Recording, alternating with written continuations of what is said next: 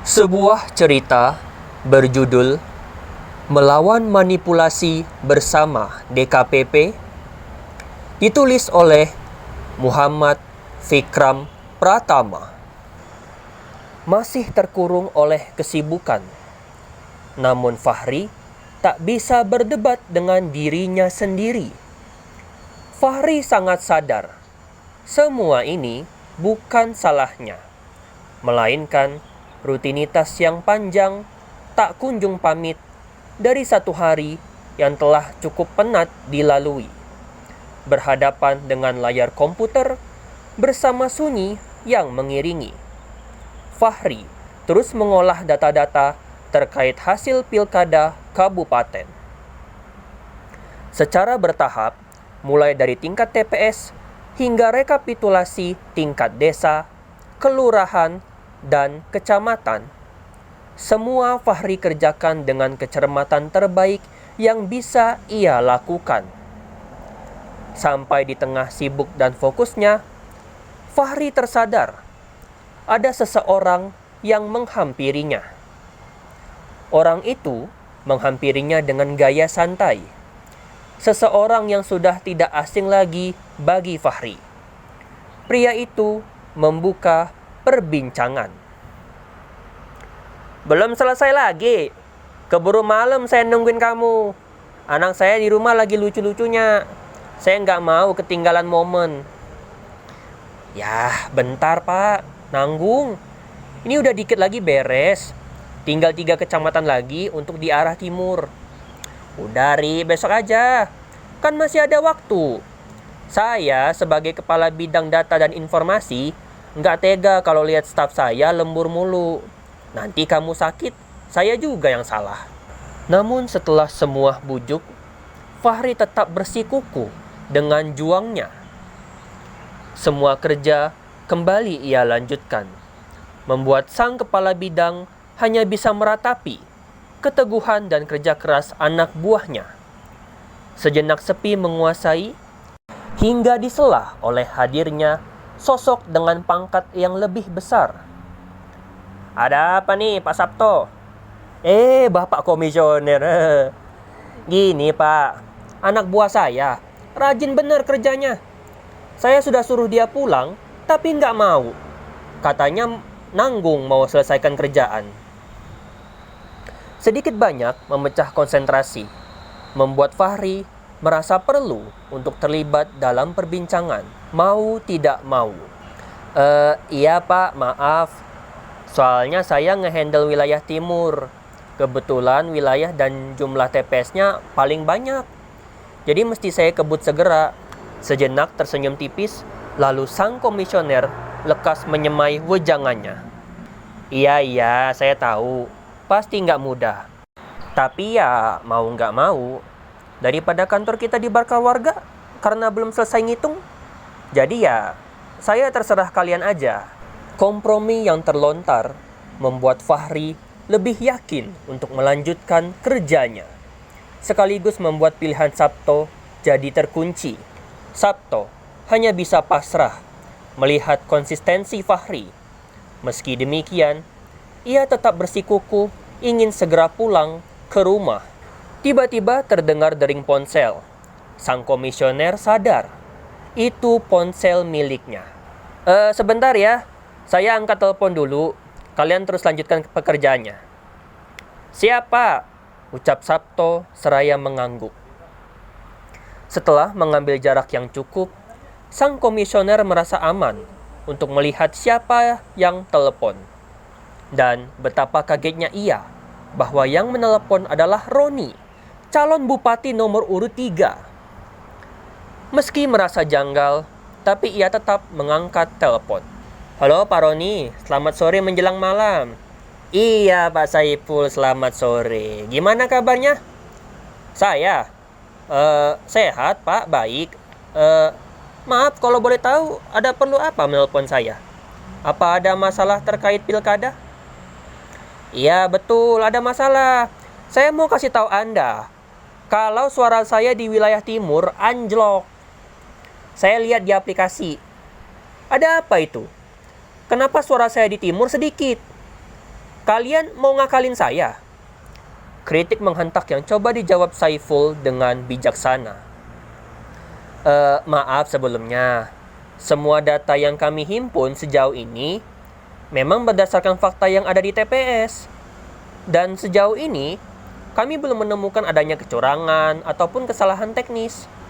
Kalau memang ada, silakan dilaporkan pada kami agar ditindaklanjuti. Nggak mungkin. Nggak ada sejarahnya politik lurus. Pasti ada aja yang main curang dari paslon lain. Kalau ketahuan saya, habis mereka. Iya Pak, mohon maaf sekali lagi. Biasanya dalam pengalaman pilkada sebelum-sebelumnya, memang ada kecurangan. Tapi tidak banyak dan skalanya kecil. Kalau ketahuan, langsung kami tindak. Dan akan langsung dikoreksi oleh sistem. Kalau kondisi sekarang, kemungkinan besar yang memilih Bapak memang sedikit di wilayah timur. Mana mungkin? Asal saya dari timur kabupaten, nggak mungkin mereka nggak milih saya. Dilanjutkan dengan rentet argumentasi yang amat berapi-api. Namun setelah semua itu, Saiful tetap pada ucapan sebelumnya. Membuat kegeraman Roni mencapai titik didih. Dari ujung telepon, Roni mulai melancarkan arogansi. Saya nggak mau tahu ya Pak. Pokoknya saya harus menang jadi bupati. Titik. Maaf Pak, tapi Saiful mulai tergagap. Tak mampu lagi Saiful melontar upaya. Terlanjur dihadang rentetan olah kata sang calon bupati yang amat berapi-api. Membakar sampai hangus segala kebijaksanaan yang tersisa dari Saiful. Bahkan dalam pembicaraan telepon, Roni masih sempat melempar propaganda. Bapak punya anak nggak? Tapi urusannya apa? Saya tanya Anda, punya anak nggak? Roni mempertegas. Iya, saya punya anak. Dan yang paling tua baru saja lulus kuliah. Sudah kerja? Belum, Pak Roni. Nah itu, sekarang nyari kerja susah. Kalau saya jadi bupati, saya pastikan anak Bapak dapat kerjaan. Langsung kerja sama saya. Nggak usah pakai wawancara. Kalimat Roni barusan seketika mengibarkan bimbang di benak Saiful, sang komisioner. Saiful memahami betul apa yang baru saja dikatakan oleh Roni. Ditambah berbagai penawaran tambahan yang tak mampu lagi dipandang sebelah mata. Membuat dengan sangat terpaksa Saiful mengambil kesimpulan. Baik, akan saya bantu. Data suara yang masuk dari wilayah timur bisa saya akali. Bapak percaya saja sama saya. Asal Bapak tidak ingkar janji untuk memberi anak saya pekerjaan. Akar dari lahirnya kesepakatan menjadi jalan bagi Saiful menutup telepon. Ia kembali hampiri Fahri dan Sabto untuk sebuah informasi. Ada yang mau saya bicarakan dengan kalian. Bisa tolong saya? Boleh Pak. Tolong apa kalau boleh tahu? Tanya Fahri dengan begitu polos.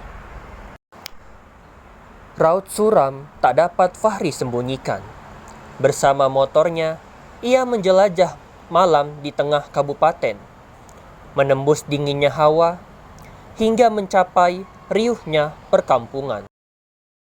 Ia dan motornya berhenti, tiba di halaman sebuah rumah sederhana. Fahri pun beranjak, memasuki ruang tamu. Ia disambut oleh reaksi heran dari sang ibu.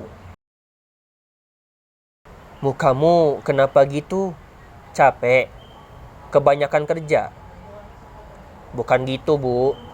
Fahri menghela napas seraya menjatuhkan tubuhnya, duduk di kursi sederhana. Ibunya yang masih kurang yakin terus mencari tahu. Terus kenapa? Coba cerita. Nggak apa-apa, Bu. Iya, nggak apa-apa. Tebalnya resah juga pola atur napas yang sedikit berantakan, kini coba diperbaiki. Fahri mulai menata diri, memberanikan diri untuk bercerita. Gini Bu, ini masalah di kantor dengan Pak Komisioner. Soal apa? Itu hasil perhitungan suara pilkada. Kan prosesnya masih berlangsung. Lagi dikerjakan sama bidang data. Aku salah satu yang bertugas menghimpun dan mengolah data, khususnya untuk wilayah kabupaten di arah timur. Cuma ada masalah. Tak ingin kembali memotong, sang ibu coba menyimak lebih dalam apa yang akan disampaikan Fahri selanjutnya. Ada salah satu calon yang gak terima suaranya di wilayah timur kecil, dan dia maksa kami dari KPU untuk manipulasi data supaya ngebantu dia buat menang di pilkada. Astaga, sampai segitunya? Iya Bu, makanya aku bingung. Soalnya Pak Komisioner juga sudah minta aku buat manipulasi data perolehan suara di timur. Tapi aku ragu. Soalnya ini nggak sesuai dengan prinsip yang ibu kasih ke aku. Kalau kerja itu harus jujur, kasih yang terbaik, dan sebenar-benarnya. Sang ibu perlahan menangkap apa yang dimaksud putranya. Mencoba berpikir lebih dalam dan bijak tentang solusi terbaik. Hingga sebuah intuisi terlintas di benak sang ibu. Sesuatu yang lekas disampaikan oleh lisan ibu tanpa keraguan. Kamu tahu DKPP? Pertanyaan ibu yang sekilas itu menyentak batin Fahri. DKPP? Iya tahu. Tapi ibu tahu dari mana soal DKPP? Itu, ibu sering lihat televisi. Ada lembaga yang katanya mengurusi masalah pelanggaran pemilu. Iya Ibu, DKPP itu Dewan Kehormatan Penyelenggara Pemilu. Tugasnya untuk mengusut dan mengadili masalah-masalah yang terkait pelanggaran etik penyelenggara pemilu selama proses pemilu berlangsung. Biasanya yang diusut sama DKPP itu terkait dengan pelanggaran etik dari perangkat utama seperti ketua dan anggota KPU atau ketua dan anggota Bawaslu. Nah, itu kamu tahu lengkap. Kenapa nggak buat laporan saja ke sana? Namun kekakuan segera hinggap di lisan Fahri, memicu kebingungan sang ibu. Loh, kok diem? Kenapa? Bilang aja. Aku ragu, Bu. Karena kalau aku laporkan Pak Komisioner ke DKPP, takutnya Pak Komisioner bersiasat agar laporan itu enggak diproses. Kerjasama dengan petinggi KPU lain. Ujung-ujungnya, aku yang disalahkan. Aku yang nanti malah dipecat dari KPU karena dianggap melawan. Padahal bukan aku yang salah. Ibu tahu kan betapa susahnya buat aku bisa keterima kerja di KPU. Setelah mendengarnya, kegundahan itu sampai dengan selamat di kawah nalar sang ibu. Ia akhirnya mengerti apa yang jadi muara dari semua kemurungan Fahri. Hingga sempul senyum tipis merekah dari bibirnya. Wanita tua itu mengatur duduknya agar lebih dekat pada sang anak dan lekas mengaturkan pendapatnya. Nak, ibu cuma mau bilang bahwa semua langkah yang kamu ambil dalam hidup, semua tergantung isi hati kamu, nuranimu. Apa yang menurut kamu baik, apa yang menurut kamu layak dan wajar. Kalau kamu belum tahu mana yang baik, cari tahu. Kalau sudah tahu, ambil keputusan. Karena pada dasarnya, semua hal yang buruk sifatnya merambat. Tidak hanya merugikan satu, tapi semua orang. Iya Bu, aku tahu. Tapi resikonya. Lihat masalahnya. Menurut kamu, lebih besar mana? Resiko yang kamu ambil atau dampak yang timbul dari masalah? Percaya sama ibu. Kalau kamu yakin dan jujur, kamu akan baik-baik aja. Ibu bantu doa dari sini. Rintik wejangan dari ibunya sudah lebih dari cukup membasahi keraguan Fahri. Ia kini lebih yakin untuk bertindak. Berbekal restu dari ibunda, Fahri lekas menjelajah jagat maya melalui ponselnya. Menemukan situs DKPP dan mendapati nomor call center yang tertera. Ia bergegas menekan nomor tersebut di ponselnya. 1500 101. Coba dihubungi, namun tak kunjung ada suara di ujung telepon. Kok nggak diangkat ya, Bu? Nggak diangkat. Fahri melihat kembali situs DKPP, memastikan apa yang salah, hingga pandangannya terpaku pada sebuah jadwal kerja. Oh iya, kalau jam segini DKPP tidak melayani. Aku mesti nelpon mereka besok pagi di jam kerja. Ya sudah, besok pagi saja kamu telepon mereka. Bilang ke pihak DKPP apa yang terjadi, yang jujur, apa adanya. Jangan takut ya, Ibu yakin DKPP itu netral dan profesional. Kamu pasti akan dibantu selama buat laporan. Iya Bu, aku nggak akan takut ngelapor. Aku janji.